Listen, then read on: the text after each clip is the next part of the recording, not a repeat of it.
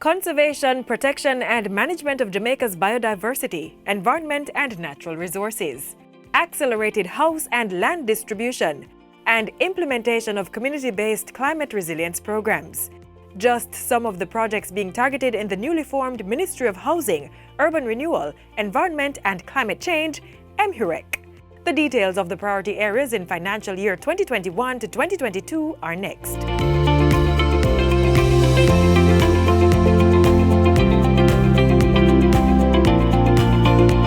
As a country, we are aggressively advancing the programs that will allow for us not only to meet our international obligations, but more importantly, to ensure that we implement and introduce the programs in our local policies and operation that will ensure that Jamaica continues its leadership in the advancement of the climate change agenda.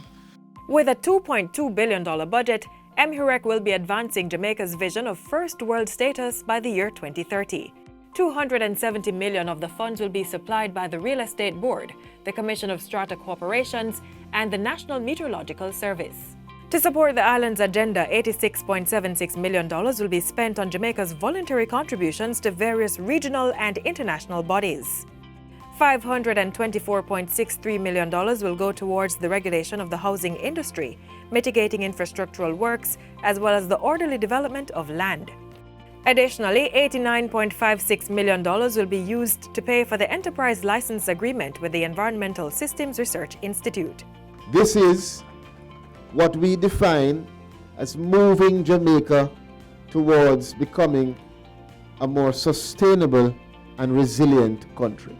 Land titling and housing development will be accelerated this year. In addition to issuing more land titles, the ministry's housing arm, the Housing Agency of Jamaica, will be spending $2.69 billion on projects in the year. Among them, Rhine Park in St. James, as well as Catherine Estates and Shooters Hill in St. Catherine. And the Jamaica Mortgage Bank will provide support to 162 housing developments in the year. The bank will prioritize the addition of at least one new mortgage granting institution to the number of approved lenders under its Mortgage Indemnity Insurance Program.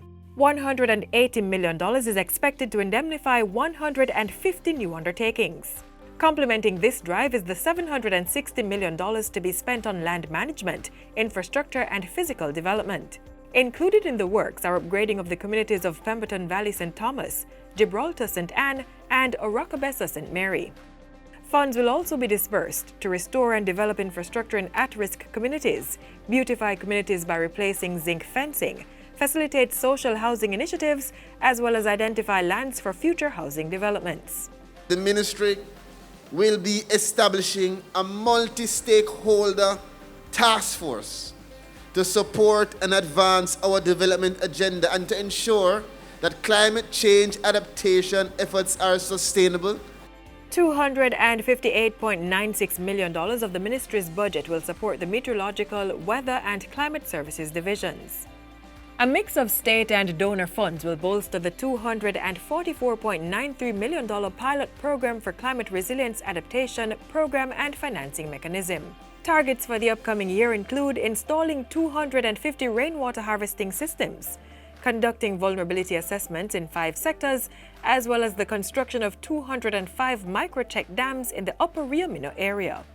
International organization Green Climate Fund has pledged $65 million to support the island's readiness program. The initiative will, among other things, establish a Vision 2030 gender thematic working group, develop a strategy for reducing emissions from deforestation and forest degradation, and complete a green bond market assessment and roadmap.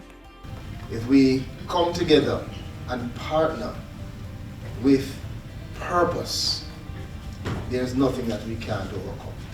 The foundation has been set, and the Ministry of Housing, Urban Renewal, Environment and Climate Change will execute projects that will lead to the creation of an inclusive, sustainable, and resilient Jamaica.